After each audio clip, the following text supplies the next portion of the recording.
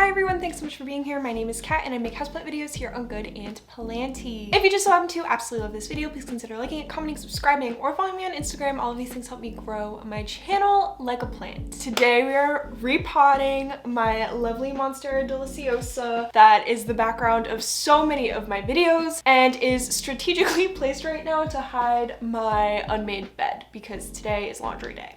Quick, really brief history on this plant. I got it in a 10-inch nursery pot when I first bought it. And then last summer, I repotted it to a 12-inch pot that it's in right now. And it is finally ready to get bumped up to a 14-inch pot. It is one of my biggest plants and I am so pumped to put it in a new home. I know that it's ready to be repotted because I think that the growth is a little bit stunted. They do like to be root bound, but I know this plant and I know that it usually grows a little bit faster around this time of year. I think that the growth has slowed down even though I'm fertilizing, and I can see a lot of roots coming out of the bottom, and I don't like that they're getting a little bit brown. I don't like that it can promote like rot. I have to find like a good angle to film this at indoors because I'd rather die than have my neighbors watch me film me repotting a plant outside. So I'm just gonna find a good angle. We're gonna get down on the floor and we'll get to repotting.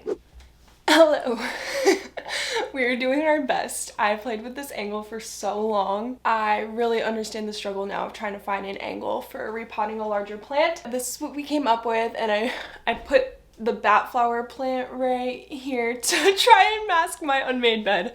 Oh, that's so funny. Okay. Yes, here we are. We're on the floor, and this is the beautiful Monstera in all of its glory. It is so big and heavy. I wasn't really thinking about it too much, but I watered this plant like a few days ago, so honestly it's pretty heavy. I think it'll make repotting a little bit harder. I don't know why I did that to myself, but I did. Just taking it off the stand that it was on was really difficult because of all of the beautiful aerial roots that I'm kind of too stubborn to cut off, but here we are. A tip actually that I thought about, that I thought I should share: if you are someone worried about weight, so honestly just the weight of your Monstera, not even how clumsy the size is, I actually recommend sticking to nursery pots and just up potting into nursery pots and using a cover pot, because obviously nursery pots are a lot lighter than your standard terracotta. If you are worried about weight, that is absolutely something that I recommend. Me, on the other hand, I'm going against my better judgment and I am using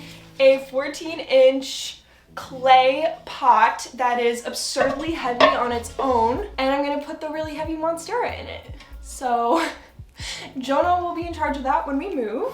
I am using the soil mix that I've talked about before on my channel. It's the exact same mix. I will link it up above. It's just a chunky, airy, standard aeroid mix that I use for the majority of my houseplants. I'm hoping I mixed up enough, but I do know that obviously with these 14-inch pots, it can be a little bit tedious to mix enough soil. So honestly, some people just mix the soil like right into the pot, but I do have my soil bucket here, and we will hope that I have enough. The first thing that I'm gonna do is just honestly put like a few inches of like a base layer, I guess. I don't know what to call it.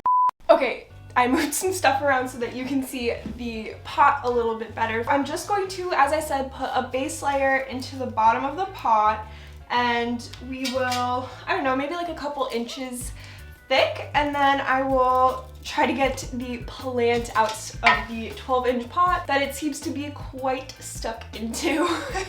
Okay, so now I have a good base layer down here. I don't see the drainage hole anymore, obviously, and I would say it's about an inch or two thick from the bottom of the pot, and I did try to make a little bit of a bowl I guess, so that there is a little bit of like side fill already when I put the Monstera into the pot. Okay, so we have that all good. Now comes the hard part of trying to get the Monstera out. I'm just gonna jump into it and just see what happens, I guess. I'm going to try and pinch it like towards where the stem is, because I don't really want to tug too much at the, I don't know what to call these. Are they petioles? vines because those are a little bit weaker, so I really want to go to the base of the plant and try to pull from there. But obviously, depending on how stuck it is to the terracotta, it might be a little bit harder than that. We'll figure it out.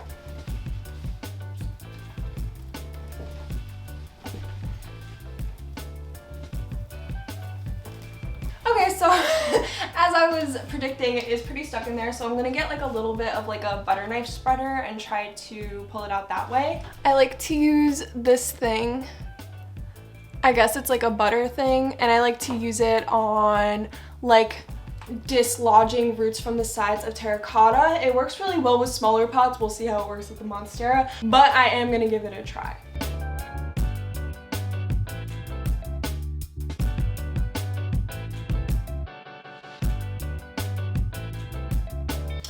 She's so in there. Oh my god, okay. I'm gonna try to like dig out a little bit of her topsoil to put in the new pot, and maybe like removing some of the soil will help. I want to be gentle. I really don't want to rip any roots. And I'm also in my bedroom, so I'm trying to like, I'm trying not to make a huge mess, but I feel like it's gonna become inevitable, which happens every single repot, but you can't knock me for trying, okay? So yeah, I'm just gonna go ahead and remove some of this top layer so that I can maybe have more access to the roots.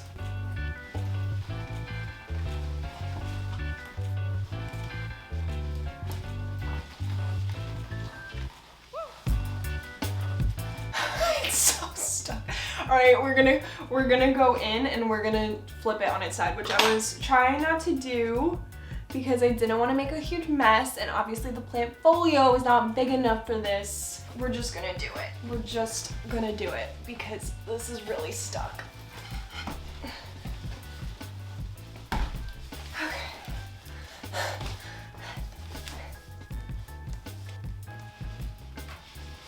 There we go. There we go. All we had to do was put it on its side and it's slipping out.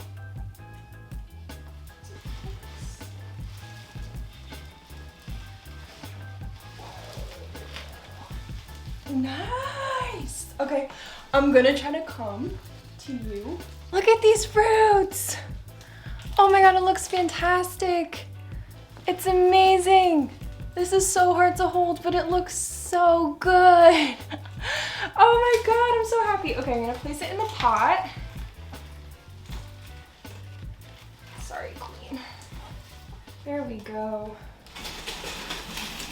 Literally all I had to do was put it on its side, which I was trying not to do because of my room, and I just showered, but it is what it is. So we have successfully put the plant in the new pot. She's looking good. I'm gonna kind of try to move her a little bit to the left because you can see that these little overhanging pieces want support on the rim. So I'm gonna move her a little bit to the left. She will not be centered. And now I'm just gonna go ahead and, I don't know, I have two cameras set up. Now I'm just gonna go ahead and backfill, which is when you take your soil. I'm probably gonna use some of the old soil because it's not bad and I don't want it to go to waste. I'm probably gonna, oh my god, I showered. I'm probably just gonna go ahead and use both soils to backfill, and then we'll pretty much be done.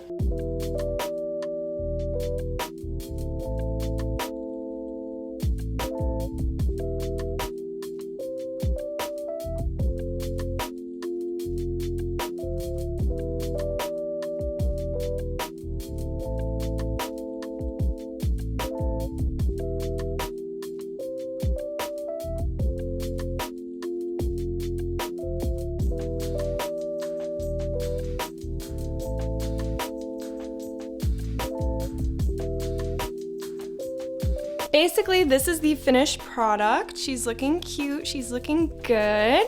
I usually try to fill like up to this like rim line, but this pot is a little bit different. It's not your standard terracotta where that rim is a little bit smaller. So I did go a little bit past that, but I left about an inch or two from the top of the pot, which is pretty standard. Some other things I briefly want to mention is I tried not to bury this bit of the plant too deep into the soil. You can see it's left sticking out. That's because I really don't want this to rot, so I do let it stick out a little bit. I think that's pretty important. You don't want to pot the plant too deep into the soil, obviously, because then it'll sit in the wet soil for too long and eventually rot. I also want to mention the aerial roots. So all of the aerial roots that have not buried themselves back into the soil, I made sure to let them hang out because these are not adapted to sit in the soil. They would rot. However, if you look closely, you can see aerial roots like this and like this.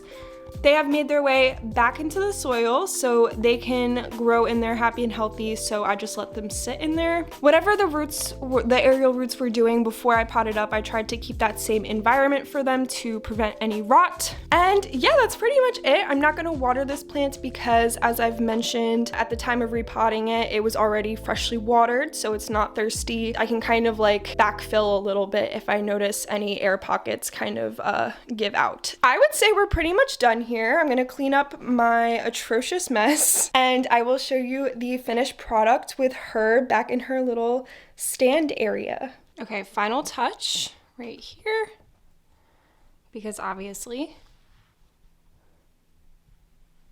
And we're done.